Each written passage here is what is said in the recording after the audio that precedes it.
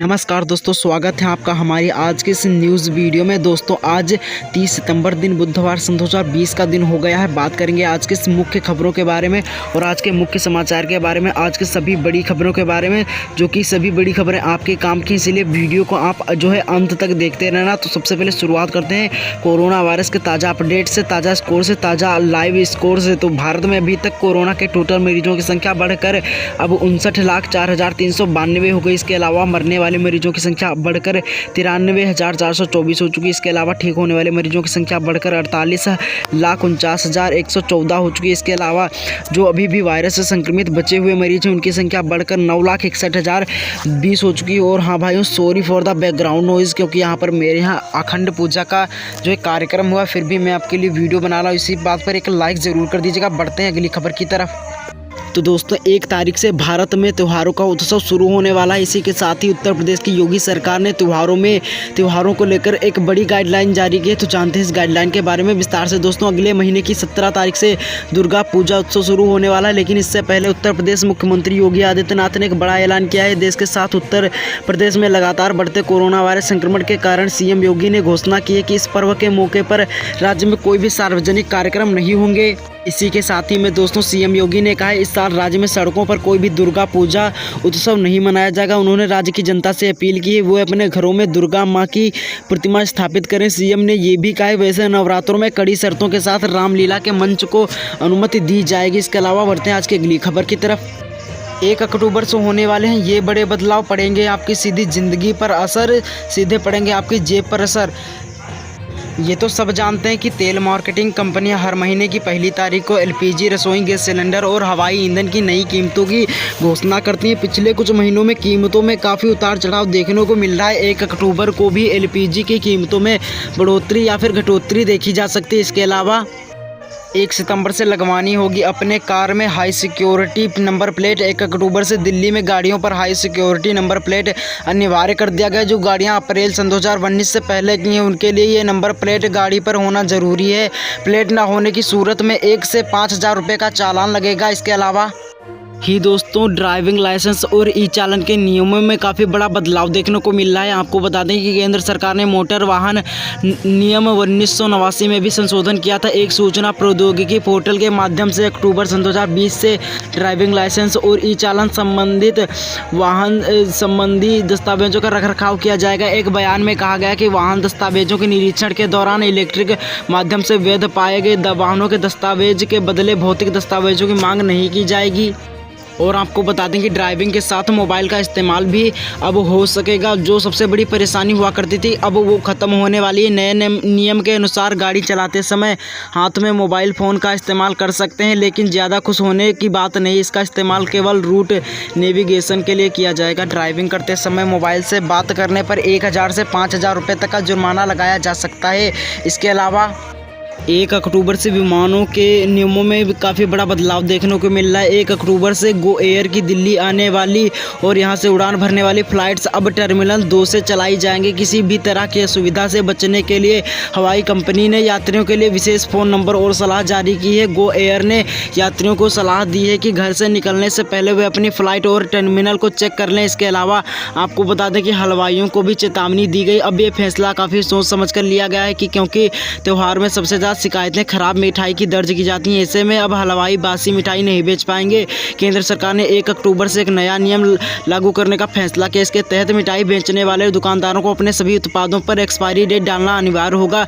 इसके साथ ही मैं आपको बता दें कि भारतीय खाद्य सुरक्षा एवं मानक प्राधिकरण के नए नियम के तहत दुकान में मिठाइयों की सजी थालियों पर बेस्ट बिफोर हलवाइयों के लिए लिखना अनिवार्य होगा। मतलब मिठाई जिस समय तक खाने योग्य होगी उसी तारीख मिठाई की थाली पर लिखनी होगी। इसके अलावा बढ़ते हैं अगली खबर की तरफ। तो आपको बता दें कि हेल्थ इंश्योरेंस की सुविधाओं में भी काफ़ी बड़ा बदलाव देखने को मिल रहा है। बीमा नियामक RIRDI के नियमों के तहत हेल्थ इंश्योरेंस पॉलिसी में एक बड़ा बदलाव देखने वाला है। 1 अक्टूबर से सभी मौजूदा नए हेल्थ इंश्योरेंस पॉलिसीज़ के तहत किफ़ायती दर पर अधिक बीमारियों का कवर उपलब्ध होगा। साथ ही में यह बदलाव हेल्थ इंश्योरेंस पॉलिसी को स्टैंडर्डाइज्ड और कस्टमर सेंट्रिक बनाने के लिए किया जा रहा है। इसमें कई अन्य बड़े बदलाव भी शामिल हैं। और इसके साथ ही में विदेश पैसे भेजना हो जाएगा महंगा। केंद्र सरकार ने विदेश पैसे भेजने पर टैक्स वसूलने से जुड़ा नया नियम बना दिया। ये नियम 1 अक्टूबर सन 2020 से लागू हो जाएगा। ऐसे में अगर आप विदेश से पढ़ रहे बच्चे के पास पैसे भेजते हैं या किसी रिश्तेदार की आर्थिक मदद करते हैं तो रकम पर 5% टैक्स कलेक्टेड एट सोर्स का अतिरिक्त भुगतान करना होगा। इसके अलावा बढ़ते हैं आज की अगली बड़ी खबरों की तरफ। दोस्तों 30 सितंबर से पहले करवा लें काम, नहीं तो हो जाएगा बाद में करवाना महंगा। जानते हैं खबर की पूरी रिपोर्टों। 30 सितंबर तक निपटा लें टैक्स से जुड़ा ये काम। Income tax filing deadline of AY सन 2019-20 कोरोना संकट के बीच आयकर दाताओं को सरकार ने बड़ी राहत देते हुए वित्त वर्ष सन 2018-19 के लिए इनकम टैक्स रिटर्न फाइल करने की आखिरी तारीख को 30 सितंबर तक बढ़ा दिया था। इसकी अंतिम तिथि नज़दीक आ रही है। अगर कोई टैक्स पेयर इस डेडलाइन तक रिटर्न फाइल नहीं करता तो वह रिटर्न फाइल नहीं कर पाएगा। आमतौर पर तय तारीख तक इनकम टैक्स रिटर्न नहीं फाइल करने पर जुर्माना लगाया जाता है। अगर ITI फाइलिंग की अंतिम तारीख 31 जुलाई हो और आपने 31 अगस्त तक रिटर्न फाइल नहीं किया तो आपको पेनल्टी देनी होगी, साथ ही में ज़्यादा भी रुपये देने होंगे। इसके अलावा आपको बता दें एक और खबर। 30 सितंबर से पहले करवा लें अपने राशन कार्ड को आधार कार्ड से अपडेट, नहीं तो नहीं मिलेगा राशन आपको। इसलिए सार्वजनिक वितरण प्रणाली PDS के तहत अनाज लेने के लिए आपको अपने आधार कार्ड को राशन कार्ड से लिंक कराना जरूरी है। आधार कार्ड से राशन कार्ड को लिंक करने की आखिरी तारीख 30 सितंबर सन 2020 है। यानी इस काम के लिए अब आपके पास सिर्फ आज का दिन है। 30 सितंबर से बंद हो जाएगी फ्री में गैस सिलेंडर लेने की योजना। जानते हैं खबर की पूरी रिपोर्ट। फ्री में नहीं मिलेगा रसोई गैस का कनेक्शन। प्रधानमंत्री उज्ज्वल योजना के तहत मुफ्त में गैस कनेक्शन लेने की प्रक्रिया 30 सितंबर सन 2020 को खत्म हो रही है। कोरोना संक्रमण की वजह से पहले केंद्र सरकार ने PM उज्ज्वला योजना की तारीख को अप्रैल से सितंबर तक बढ़ा दिया था। अगर आप इस योजना का लाभ उठाना चाहते हैं तो बिना समय गंवाए 30 सितंबर से पहले यानी आज से पहले प्रधानमंत्री उज्ज्वल योजना की आधिकारिक वेबसाइट pmujjwala.com पर जाकर फॉर्म डाउनलोड करें और उसे नज़दीकी गैस डीलर के पास जमा करके भरवा दें। साथ ही में सस्ते दामों पर घर खरीदने का मौका भी आपके हाथों से जा रहा है। 30 सितंबर से पहले करवा लें सस्ते दामों में घर खरीदने का मौका। देश की सबसे बड़ी सरकारी बैंक हज़ारों से अधिक प्रॉपर्टी की नीलामी करने वाली या उन लोगों के लिए खास है जो अपना घर सस्ते दामों में खरीदना चाहते हैं। भारतीय स्टेट बैंक ऐसे लोगों को सस्ते घर, प्लाट या दुकान आदि खरीदने का मौका दे रहा है। इसके लिए 30 सितंबर को SBI द्वारा मेगा ऑक्शन आयोजित किया जाएगा। और साथ ही में 30 सितंबर के बाद महंगा पड़ेगा टीवी खरीदना। 1 अक्टूबर से टेलीविज़न खरीदना भी महंगा हो जाएगा। मीडिया रिपोर्ट के मुताबिक आपको बता दें केंद्र सरकार ने टीवी के विनिर्माण में उपयोग होने वाले ओपन सेल के आयात पर 5% सीमा शुल्क बहाल करने का फैसला किया है। तो यार टीवी की कीमतों पर बढ़ोतरी तो होगी। इसके लिए सरकार ने 1 साल की छूट दी थी जो 30 सितंबर को ख़त्म हो रही है। टीवी का दाम 600 रुपये से 1500 रुपये तक बढ़ जाएगा। बढ़ते हैं आज की अगली बड़ी खबरों की तरफ। आगे बढ़ने से पहले दोस्तों अगर जो आपको ये वीडियो अच्छा लग रहा हो तो भैया हमारे चैनल को सब्सक्राइब कर दीजिए। साथ में वीडियो को लाइक करके शेयर ज़रूर करिएगा और कमेंट में ज़रूर बताइएगा। कोरोना वायरस के बढ़ते प्रकोप के बीच अमेरिका में एक नई बीमारी ने जन्म ले लिया है। इस बीमारी के कीड़े हमारे दिमाग को खाने लगते हैं। आपको बता दें कि अमेरिका में कोरोना कहर के बीच एक और मुसीबत आ खड़ी हुई है। महामारी के दंश के साथ साथ मस्तिष्क खा जाने वाले सूक्ष्म जीव अमीबा का प्रकोप सामने आया है। पेयजल आपूर्ति में अमीबा पाए जाने के बाद टेक्सास राज्य में हड़कंप मच गया है। कई शहरों में पेयजल आपूर्ति का पानी न पीने की चेतावनी जारी कर दी गई है। और इसके साथ ही मैं आपको बता दें कि टेक्सास में लेक जैक्सन में अमीबा के कारण एक बच्चे की मौत हो गई। जांच के दौरान पानी की आपूर्ति में मस्तिष्क खाने वाले सूक्ष्म जीव की मौजूदगी पाई गई थी। इसके बाद लोगों को नल के पानी का उपयोग नहीं करने को सलाह दिया गया है। अधिकारियों के मुताबिक पानी को कीटाणु रहित कर दिया गया है लेकिन एहतियात बरतने के निर्देश दिए गए हैं। इसके अलावा चीन में भी एक नई बीमारी ने दस्तक दे दी है। आपको बताते हैं उस बीमारी के बारे में विस्तार से। पूरी दुनिया भी कोरोना वायरस के संकट से जूझ रही थी। चीन से निकले एक वायरस ने अब वायरस का संकट अब सताने लगा है। मंगलवार को भारतीय चिकित्सा अनुसंधान परिषद में भी इस संबंध में चेतावनी जारी करते हुए चीन का एक और वायरस भारत में बड़ी तादाद से बीमारियां फैला सकता है। भारत से स्वास्थ्य क्षेत्र को एक बड़े संकट का सामना करना पड़ सकता है।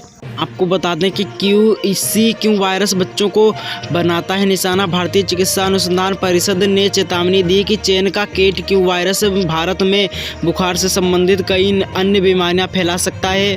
और आपको बता दें कि आपने हाल ही में प्रकाशित एक शोध में दावा किया है कि मच्छर जैसे खून चूसने वाले जीवों से मनुष्यों में फैलने वाला CQ वायरस मनुष्यों में मेनिंजाइटिस और बच्चों में दिमागी बुखार जैसी बीमारियां फैला सकता है। ICMR के मुताबिक यह बहुत घातक वायरस और भारत जैसे देश में कई लोगों की जान ले सकता है।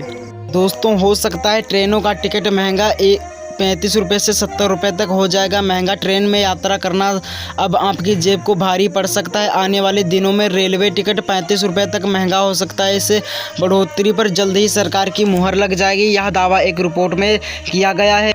आपको बता दें कि उपयोग शुल्क के बारे में अधिसूचना जल्द जारी किया जाएगा। बता दें कि रेलवे बोर्ड के CEO VK यादव ने 17 सितंबर को एक संवाददाता सम्मेलन में कहा था कि रेलवे सभी 7000 स्टेशनों पर उपयोग शुल्क नहीं लेगा, लेकिन अगले 5 वर्ष तक यात्रियों की ज़्यादा संख्या वाले बड़े स्टेशनों पर यह शुल्क लिए जाएगा। उन्होंने कहा था कि केंद्र स्टेशनों के लिए जल्द ही उपयोग शुल्क के बारे में अधिसूचना जारी करेगा।